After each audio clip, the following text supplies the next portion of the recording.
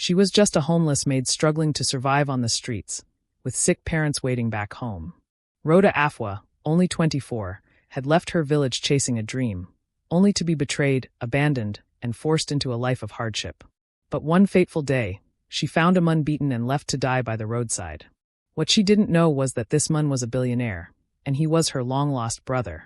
Watch how a single act of kindness changed her life forever, turning tragedy into a powerful story of family, redemption, and hope. This is a story you don't want to miss.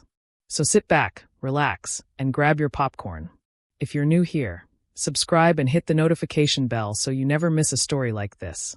And please, share your thoughts below. What would you do if you were in Rhoda's shoes? In a small, forgotten village in Ghana, where the dusty roads were more familiar than dreams, lived Rhoda Afua, a 24-year-old woman with a heart purer than gold but pockets emptier than a broken calabash. Her parents, once strong farmers, were now old and frail, their bodies afflicted with sickness. Every day, Rhoda would walk miles to fetch water, pound fufu with aching arms, and pray to God under the starlit sky, "O Lord, don't forget me." But poverty, my friends, is a cruel master. The farm no longer yielded enough to feed them, and medicine for her parents' ailments was far beyond what she could afford. One afternoon, 3 of her friends, Rhoda Afua, and Mansa, came to her with a tempting offer. "Rhoda, this village go kill you. Make we go across. Money day there. Life day there." Rhoda whispered, her eyes glinting with city dreams. At first, Rhoda hesitated. She loved her parents too much to leave them. But the thought of returning with enough money to save them pushed her to agree. She packed her old Kent cloth, kissed her parents goodbye, and boarded a rusty bus to the city. Little did she know, she was stepping into a trap woven by those she called friends. When they reached Accra, Rhoda's excitement turned into fear. Instead of job interviews or market work, her friends introduced her to a gang of men with suspicious smiles and cold eyes. "This be the real work. Quick money," Mansa said. But when Rhoda realized they meant armed robbery, her heart dropped. "No, I won't do this. I came to work, not to steal," she protested. The girls laughed, called her Village Mumu, and told her to find her own way. By nightfall, Rhoda was alone, abandoned in the noisy chaos of Accra, clutching her bag with just one crumpled Sadie note inside. She slept under a kiosk that smelled of stale bread and rainwater, praying again. "God, if this is my test, please see me through." Her test was only beginning.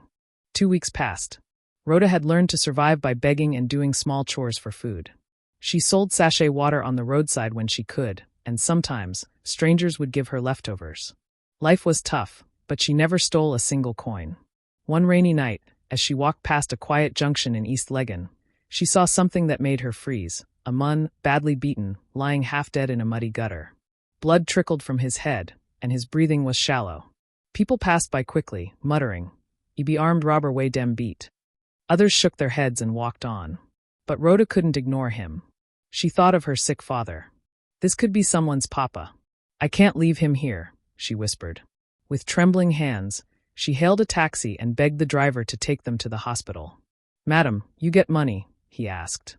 She handed him her last gifted 20 sadies, the money she had kept to buy food for the week. "Just drive, please." At the hospital, the nurses rushed the man inside, attaching oxygen to keep him alive. Rhoda sat in the waiting area, soaked and shivering, whispering prayers for a stranger she didn't even know. 2 days later, instead of gratitude, she found herself surrounded by police officers. Surgeon Bright, the hospital's top doctor, accused her of being involved in the man's attack. "Young woman, you are under arrest for attempted murder," he said coldly. Rhoda's heart pounded. "Murder? I saved him," she cried, but they didn't listen. Handcuffs clicked around her wrists. What Rhoda didn't know was that the man she saved was Asante Mensah, one of Ghana's richest billionaires, and her life was about to take a turn that only God could have written. Rhoda sat in the cold police holding room, her clothes still damp from the rain. Her mind raced, but her spirit refused to break. She had done nothing wrong. She had saved a man's life. Yet here she was, treated like a criminal. Meanwhile, in the hospital's VIP ward, Asante Mensah stirred. His eyelids fluttered open, and his eyes scanned the unfamiliar ceiling. His head throbbed, and his body felt like it had been crushed under a lorry. Memories of the attack rushed back, the dark alley, the masked men, the heavy blows. But his last memory before passing out was of a young woman's voice trembling with urgency. "Please, don't die. Stay with me." A nurse noticed he was awake and hurried to call Surgeon Bright. "Sir, he's conscious." Bright entered with the confidence of a man who thought he knew the whole story. "Mr. Mensah, we found the girl who attacked you. She's in police custody now." Asante frowned. "Girl? What girl?" "The one who brought you in. We believe she was part of the gang," Bright replied. Asante's voice grew sharp despite his weakness. "Release her. Now." Bright hesitated. "But, sir." "I said release her." Asante's tone left no room for argument. "That young woman saved my life. I remember, her hands shaking as she tried to stop the bleeding. She could have walked away, but she didn't." Within the hour, the police returned Rhoda's belongings and set her free. She was brought to Asante's room, still confused about why such an important man wanted to see her. When Rhoda entered, she stood near the door, her head bowed. "Sir, I didn't do anything wrong. I swear." Asante raised a hand, silencing her gently. "I know, my sister." Rhoda's head snapped up. "Sister." He studied her face closely, his eyes softening. "You look exactly like my mother when she was your age. Tell me, what are your parents' names?" She hesitated. "Kwabena and Adwoa Mensah." The room fell silent. Asante's eyes glistened. "Adwoa Mensah was my mother's full name before she married my father." "Rhoda, I think we are blood." Her heart skipped. "But, that means you are my long-lost sister," Asante finished, his voice trembling. "When I was a child, our family was separated after a fire destroyed our home. I was taken to Accra by an uncle. You must have stayed with our parents in the village." Rhoda's knees weakened. She clutched the wall for support, tears streaming down her face. "So all these years, we were looking at the same sky, not knowing." Asante took her hand firmly. "You saved my life, Rhoda. Now it's my turn to save yours." It was in that sterile hospital room, smelling faintly of disinfectant and hope, that Rhoda's journey from the gutter toward unimaginable transformation truly began. The days following their reunion felt like something out of a dream Rhoda never dared to have. Asante, still recovering in the hospital, insisted she stay close. A private nurse was assigned to her so she could rest and regain her own strength after weeks of hardship. For the first time in months, she slept on a soft mattress, ate warm meals, and felt safe. Asante used his connections to arrange for their parents in the village to receive immediate medical attention. "I've already sent a team to bring them to Accra," he told Rhoda one morning, sipping porridge. "They'll be staying in my house from now on." Rhoda could hardly believe it. "You would do all that, for me?" Asante smiled. "Not for you. For my sister. Blood must look after blood." The next week, Rhoda traveled with Asante to his lavish East Legon mansion. The gate opened to reveal a sprawling compound with gardens, fountains, and cars she had only seen in magazines. Her breath caught in her throat. She had once begged for coins outside these same neighborhoods, and now she was stepping inside as family. Their parents' arrival was emotional. Kwabena and Adwoa Mensah, thin and frail but alive, wept openly as they embraced their long-lost son.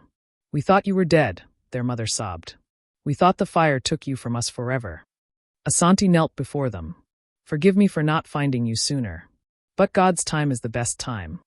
With his wealth and influence, Asante ensured his parents received the best health care in Ghana. He hired private doctors, rebuilt the family's old home in the village, and provided steady income for everyone's needs. For Rhoda, life changed overnight. She was no longer the homeless girl who sold sachet water and slept under kiosks. Asante enrolled her in a catering and hospitality program, knowing her dream was to one day own a restaurant. She was given clothes, personal security, and a room bigger than her entire family's old house. But not all the past could be left behind so easily. One evening, the news reported the arrest of a dangerous robbery gang in Accra. Rhoda's heart sank when she saw familiar faces on the screen: Rhoda Afua and Mensah, the friends who had lured her into the city. "They were caught trying to rob a gold dealer," Asante said grimly. "They'll be in jail for a long time." Rhoda felt no joy in their downfall, only a quiet sadness. "I hope they change," she murmured. "Life on the wrong path always ends in pain." As she stood on the balcony that night, watching the city lights flicker in the distance, Rhoda whispered a prayer of gratitude. The same streets that once crushed her spirit had also been the stage for her divine rescue. Her journey was far from over, but she knew now that God had not forgotten her. Weeks passed, and Rhoda settled into her new life, though the memories of hardship still lingered in her heart. She often woke up at night, startled, expecting to hear the noise of passing trotro buses or the chatter of other homeless people huddled under kiosks. Instead, she was greeted by the quiet hum of the air conditioner in her room, a reminder that life had truly changed. Asante encouraged her to speak openly about her struggles. "You don't have to carry it all alone," he told her over dinner one evening. "The pain you went through, it shaped you, but it doesn't define you." Rhoda nodded, though her eyes grew misty. "Sometimes I wonder why God allowed it to happen. But then I remember, if I hadn't gone through it, I wouldn't have met you." Her catering course was progressing well. She was quick to learn recipes, presentation techniques, and customer service skills. Her instructors praised her dedication, unaware that just months ago she had been selling pure water on the roadside. One afternoon, while delivering food samples to a corporate event as part of her training, Rhoda unexpectedly ran into someone from her past, Kojo, one of the men who had been part of the gang that abandoned her. He looked worn down, his eyes hollow. "Rhoda," he asked in disbelief. "Is it really you? You look different. Like a rich woman." She kept her composure. "Life changes, Kojo. Choices have consequences." He shifted uncomfortably. "I heard about Daniela and the others. They say you're the one who escaped before the police caught them." Rhoda simply replied, "I escaped because I refused to walk their path. I hope you find a way to change yours." Then she turned and walked away, leaving him standing there, staring after her. At home that evening, she told Asante about the encounter. He placed a hand on her shoulder. "You handled it well. Never let the bitterness of the past take away the blessings of the present." The family's bond grew stronger each day. Their parents' health improved remarkably with proper treatment, and laughter once again filled their home. Rhoda often sat in the garden with her mother, peeling oranges while sharing stories of her life in the city. Still, there were moments when Rhoda felt a quiet heaviness, the kind that comes from surviving more than anyone should have to endure. But now, she had people who reminded her she was no longer alone. One evening, during a family prayer, Asante looked up and said, "From the day you saved me, my life's purpose became clearer. We are not just siblings by blood. We are bound by the miracle God gave us. We must use this second chance to help others." Rhoda smiled, her heart full. She knew then that her story was no longer just about survival. It was about becoming a light for others still trapped in the darkness she had once known. Months passed, and Rhoda's catering program neared its completion. She was thriving, not only in her studies but also in confidence. The once timid village girl who feared the city was now learning how to run a business, manage staff, and create menus that left clients talking for days. One afternoon, Asante invited her to his office. His desk was covered with files, but he pushed them aside when she entered. "Rhoda," he began, "I've been thinking. We've been blessed beyond measure. It's time we give back to the streets that nearly swallowed you." Her eyes brightened. "What do you have in mind?" He leaned back in his chair. "A shelter, a place for homeless women and girls. Food, clothing, medical care, and training programs to help them stand on their own feet." Rhoda felt a lump in her throat. "That's exactly what I wished for when I was out there. A safe place. Somewhere to start again." Together, they began planning. Asante funded the project, while Rhoda worked closely with social workers and community leaders to identify those in need. She personally visited crowded market areas, underbridge communities, and bus stations, speaking with the girls and women's society had forgotten. One evening, at Kwame Nkrumah Circle, she spotted a young girl sitting on the pavement, hugging her knees. She was no older than 16. "What's your name?" Rhoda asked gently. "ABA," the girl whispered. "Where's your family?" "They're gone. I came to Accra to work, but things didn't go well." Rhoda saw herself in ABA, the same hunger, the same fear, the same faint glimmer of hope. "Come with me," she said, holding out her hand. "You're safe now." Within weeks, the shelter opened its doors. They named it Hope Haven, and on the first day alone, 23 girls found a bed to sleep in and food to eat. Rhoda poured herself into the work, teaching them basic cooking skills and sharing her own story to inspire them. Some of the girls were wary at first, distrustful from years of being exploited. But as days turned into weeks, they began to trust the warmth in Rhoda's eyes and the sincerity in her voice. Her parents also visited often, helping with small tasks at the shelter. "We know what it means to suffer," her father told the girls one afternoon. "And we know what it means to be lifted up. Never lose faith." By the end of the month, Hope Haven had become more than just a shelter. It was a place of second chances, a living proof that kindness could break the chains of the past. One night, as Rhoda stood at the shelter's entrance watching the city lights in the distance, she whispered a quiet prayer. "God, as you rescued me, let me be your hands to rescue others."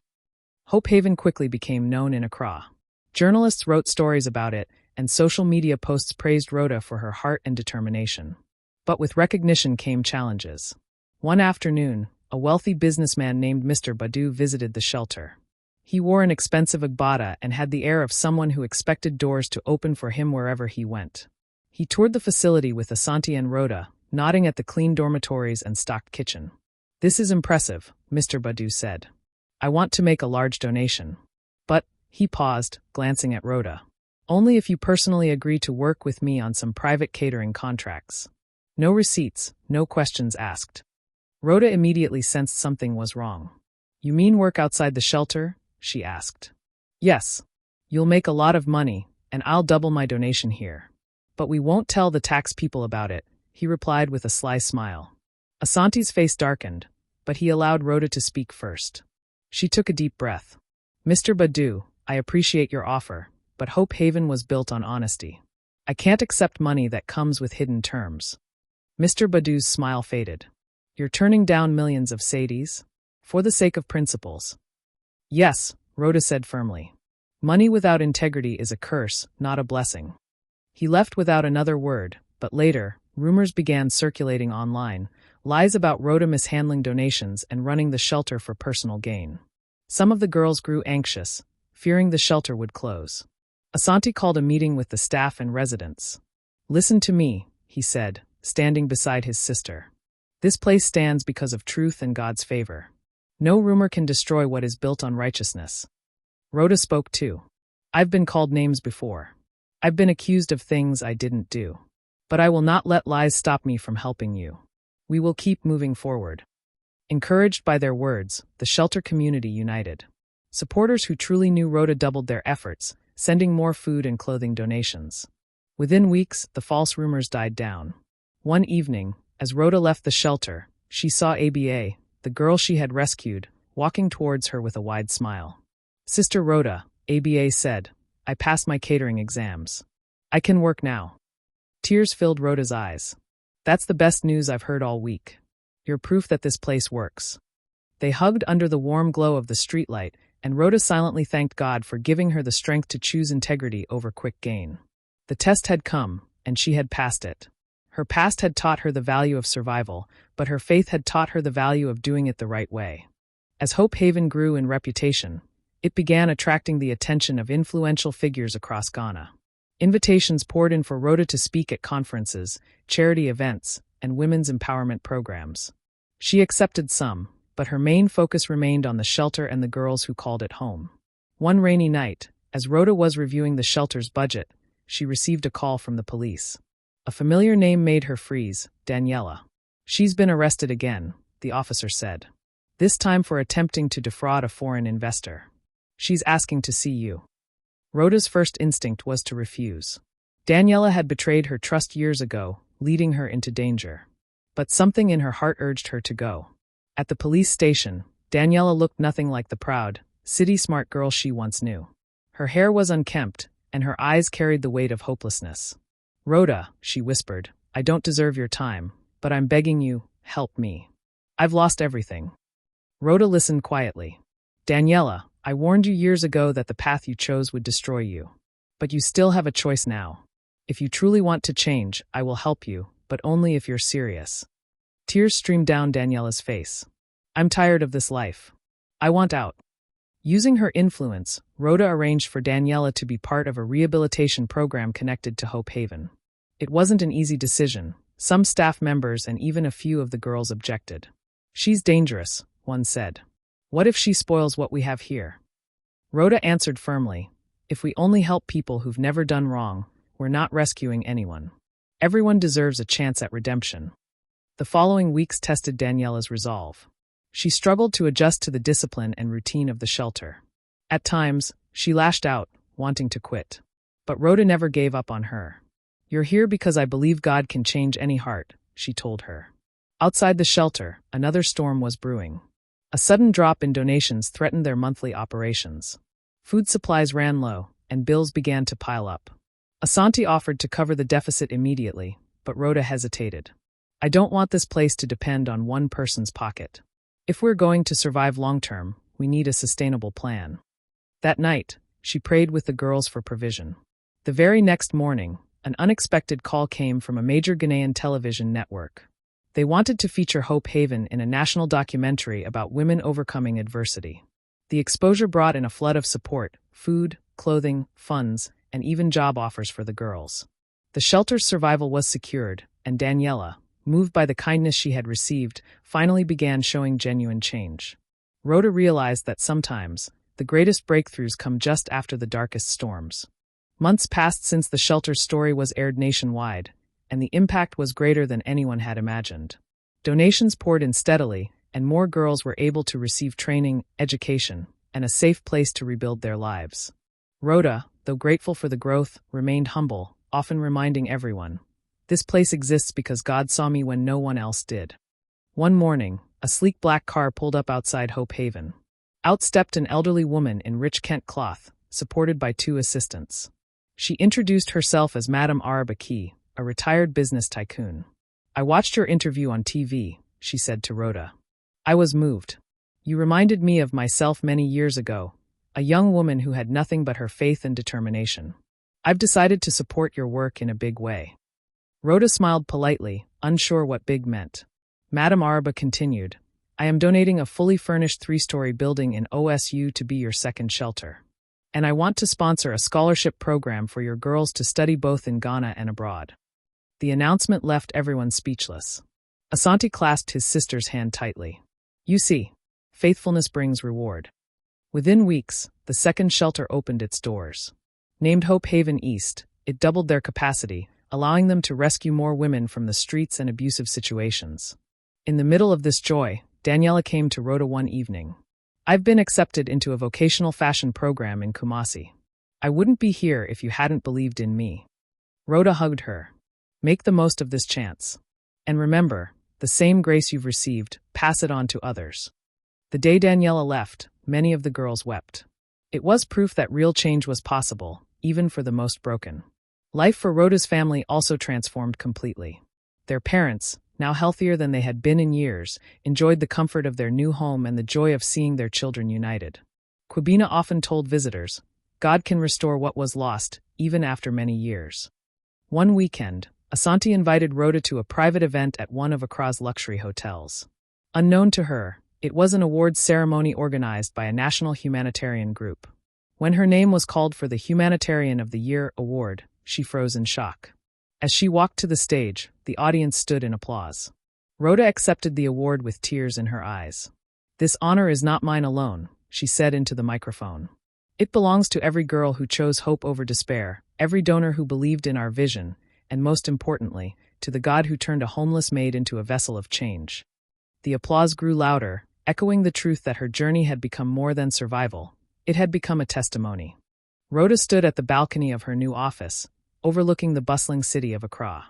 From the dusty village girl who had once begged on the streets to the woman who now led a movement of hope and change, her journey was nothing short of a miracle. Yet, she knew this was only the beginning. Her family sat nearby, sharing laughter and stories that had once seemed impossible. Her parents were healthy, her brother Asante stood proudly by her side, and the girls of Hope Haven had found new lives filled with promise. But Rhoda's heart carried the weight of the past, the betrayal, the pain, and the dark roads she had walked. She remembered how 3 friends had deceived her, how poverty had almost swallowed her whole, and how a single act of kindness had saved her brother's life and, in turn, saved hers. One evening, as the sun dipped low, Rhoda gathered everyone at Hope Haven for a final message. "My journey was not easy," she began, her voice steady but full of emotion. "I lost friends, I faced loneliness, and I almost gave up. But I never lost my faith. No matter how dark the night seemed, I held on to the belief that God was watching." She looked at the young women surrounding her, eyes bright with hope. "Life will test you. You may be tempted to give in to anger, bitterness, or despair. But remember, true strength lies in forgiveness and holding on to your morals even when the world tries to push you down. Rhoda paused, then smiled gently. Helping my brother without knowing who he was changed everything. It taught me that kindness has no boundaries and that God's timing is perfect. To those of you struggling now, hold fast. Your story can still be a story of redemption and triumph. As she spoke, a quiet peace settled over the room, and many wiped away tears. The story of Rhoda Afua, the homeless maid who saved a dying billionaire without knowing he was her lost brother, became legend in Accra and beyond. It reminded people that poverty is not a prison, that divine intervention can come when least expected, and that no act of goodness is ever wasted. Rhoda's life proved that integrity in hardship is the foundation for true success, and that redemption is possible for all. Before she left the shelter that night, Rhoda whispered a prayer. Thank you, Lord, for never abandoning me. Let my life be a beacon for others to find hope, to rise above their suffering, and to live with purpose. Life's darkest moments often lead to the brightest futures. Maintaining your integrity, showing kindness without expecting anything in return, and trusting in divine timing can transform even the most hopeless situations. No matter how hard the road, redemption and success come to those who persevere with faith and goodness. Remember to subscribe if you want more inspiring African stories like this. Drop a comment below. What would you do if you were in Rhoda's shoes? Like, share, and hit the notification bell to never miss out. God bless.